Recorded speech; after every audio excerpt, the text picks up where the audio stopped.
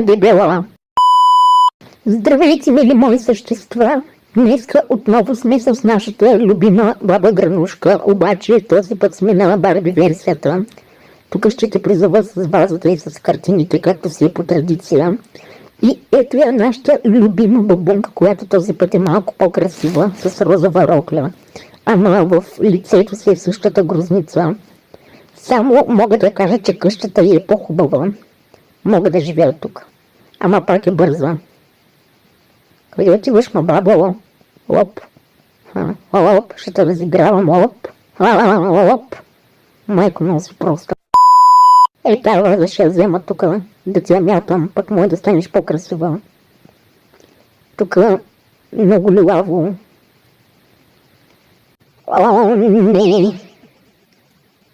Само не на мен тия пак номера. Бре, ти ще си стоиш там, аз ще ти троша къщата. Оправяй се сама.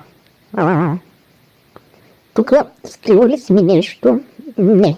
Много ти скучна къщата, нищо не си ми скрила. Идваш ли? Не.